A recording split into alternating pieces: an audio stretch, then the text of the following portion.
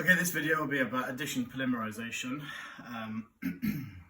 Addition involves producing one product, no other products are produced, just one product. So addition involves a bunch of things joining together.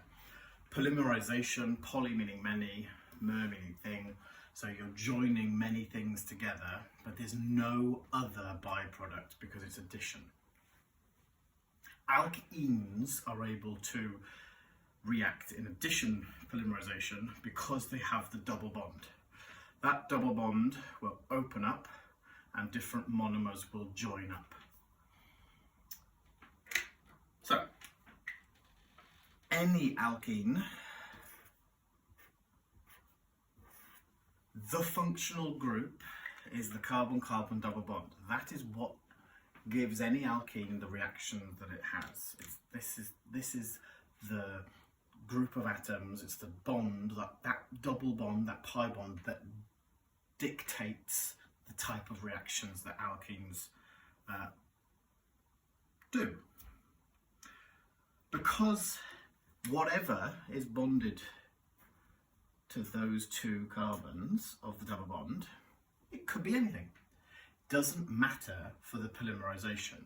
What's going to happen when any alkene polymerizes, the two carbons of the double bond, their double bond is going to open up, and then they are going to join up to other things. Notice my thumbs haven't come off, my fingers haven't come off, neither of my wrists. They are just going to open up and join up. Whoop. Anything could be bonded to these carbons. They aren't necessarily important for the polymerization process. Now, for an equation, any number, little n, alkenes, will polymerize to form a polymer chain that is n monomer units long. So let's say it was 5 million. 5 million of these alkenes will polymerize to make a polymer chain that's 5 million monomer units long. So we can show that when the double bond has opened up and these monomers have joined together, my polymer chain is n units long. Let me give you some examples. Oh, and we can also say that the repeating unit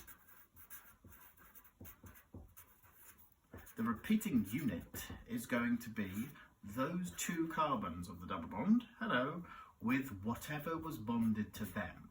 We just don't bother with the brackets and the n for the repeating unit because we're just showing what is repeating. We're not saying there's this many of them.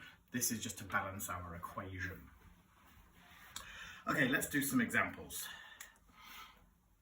If we start with the simplest alkene, ethene. Ethene will polymerize to form polyethene. The double bond will open up, so those two carbons are still bonded together. They will open up the double bond, whoop, they will form bonds to other, however many, ethenes. What was bonded to this first carbon? A hydrogen and a hydrogen. They're still there. What was bonded to the second one? A hydrogen and a hydrogen. I can pop that into brackets, put a little n, and there is my equation. Ethene polymerizes to make polyethene, aka polythene to most people on the street. How about the repeating unit? We just don't need the brackets and the n, so the repeat unit I'll just put in this little box here. C, boop, boop, H, H, H, H. It is basically the monomer, but with the double bond whoop, busted out, broken out, with whatever was bonded to each carbon still bonded. Okay, let's try another one. What about propane? What about propane? So propane, 3 carbons. If I draw it like this, normally we would draw propane, we'd go, yeah, boom, boom, boom, every carbon has 4 bonds. Happy days, good. This is where many people make mistakes. If N propanes react, it's these 2 carbons of the double bond that are going to open up to polymerize. So it's these 2 carbons that are in my repeating unit, that are in my polymer chain, because it's these 2 carbons that are going to open up. Whatever was bonded to them will still be bonded to them. Let's look at the first carbon of the double bond. Hello, it had originally 2 hydrogens bonded to it. The second carbon has a hydrogen and it has a CH3.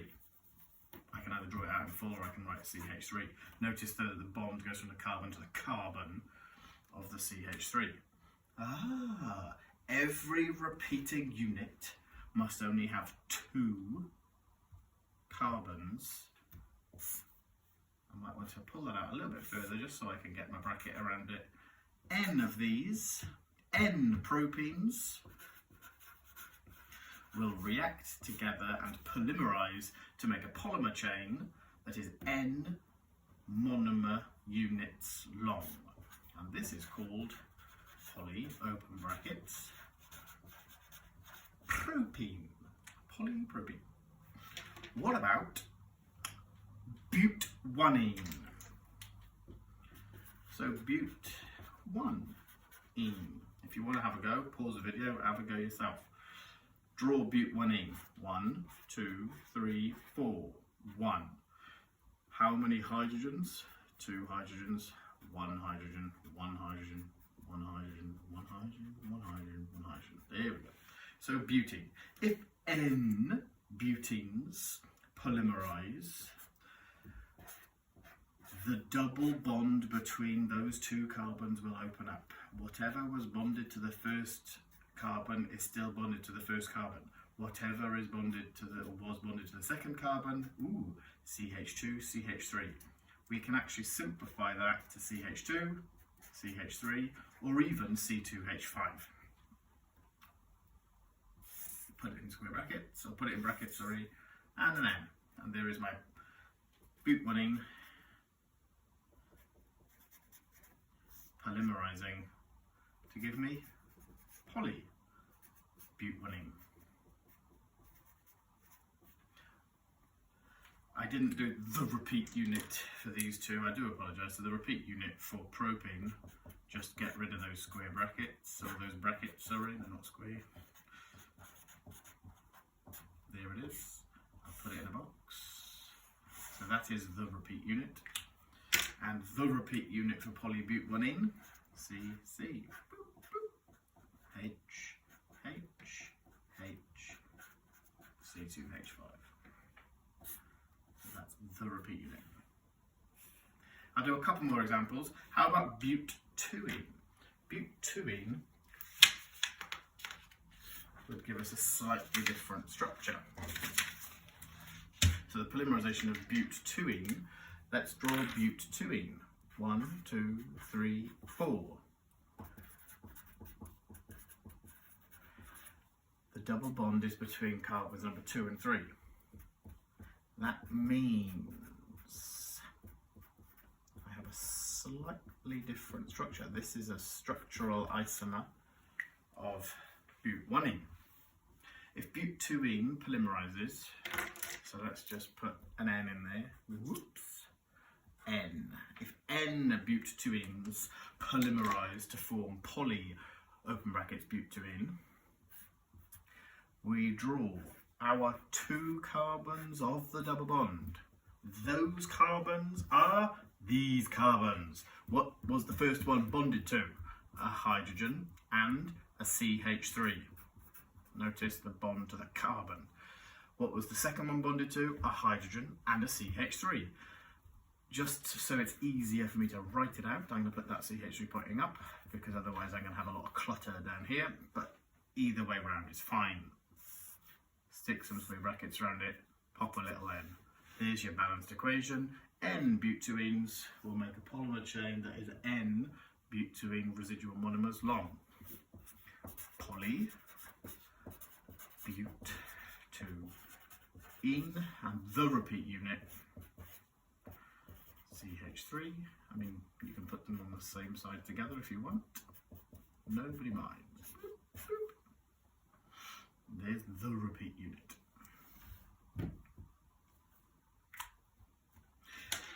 If you were given a polymer chain, let's say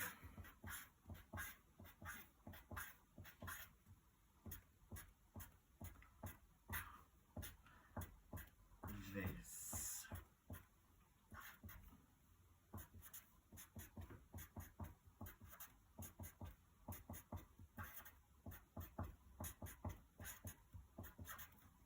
And you were asked to decide what monomer polymerized to produce this polymer, look for pairs of carbons.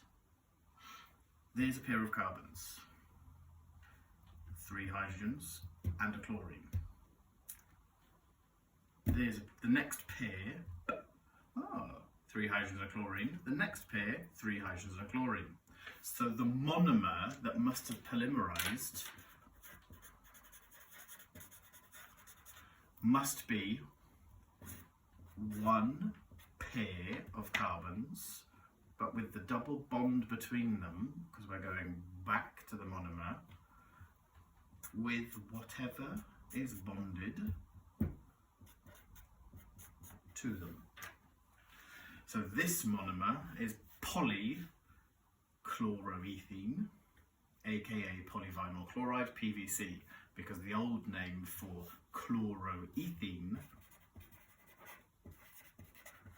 was vinyl chloride.